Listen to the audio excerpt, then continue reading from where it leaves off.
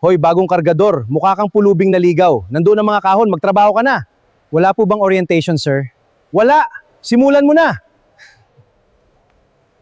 Sir Dante, maaari po bang gumamit ng kariton? Hindi para sa contractual ang kariton. Buhatin mo yan mag-isa!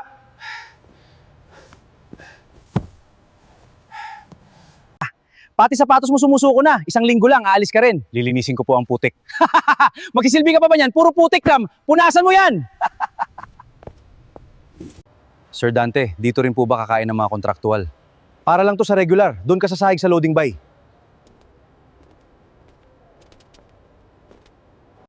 Heto Ramon, hati tayo sa ulam. Huwag mong dibdibin si Dante.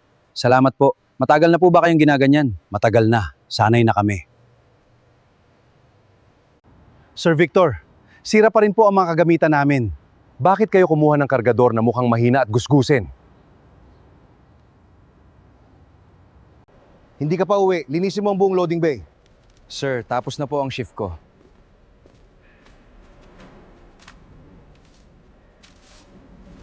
Dante, gabi na. Dapat bayaran ng overtime ni Ramon. Huwag kang makialam sa mga tauhan ko, Maya.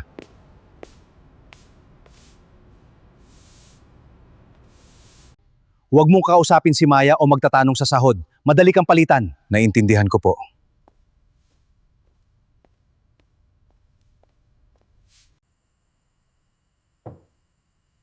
Tubig na lang muna.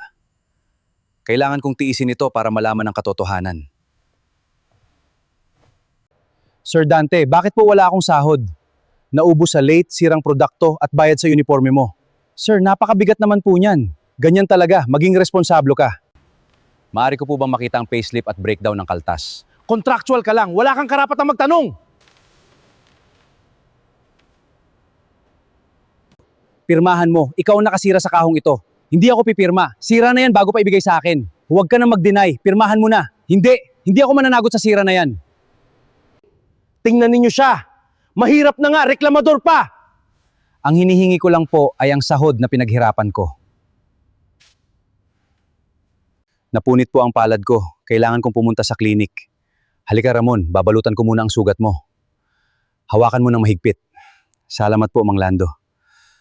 Sir, 5 minuto lang po sana. Dumudugo pa ang kamay ko. Walang bayad na nagpapanggap na mahina. Magtrabaho ka! Maraming desperadong mahirap ang gustong pumalit sa iyo. Mas lalo pa po ninyo akong kakaltasan kahit sugatan ako.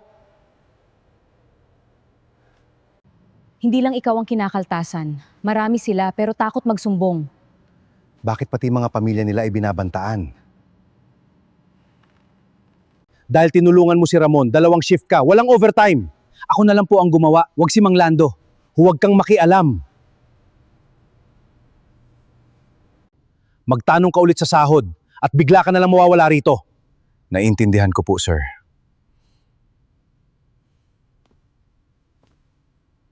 Bakit mo hindi dumaan sa inspeksyon ng mga truck? Hindi mo trabaho ang magtanong. Bumalik ka sa paglilinis. Umalis ka rito, Ramon. Wala kang dapat makita. Bakit walang dokumento ang mga kahong inilalabas ninyo? Huwag kang makialam. Umalis ka na. Hindi ako aalis hanggat hindi mo sinasabi ang totoo.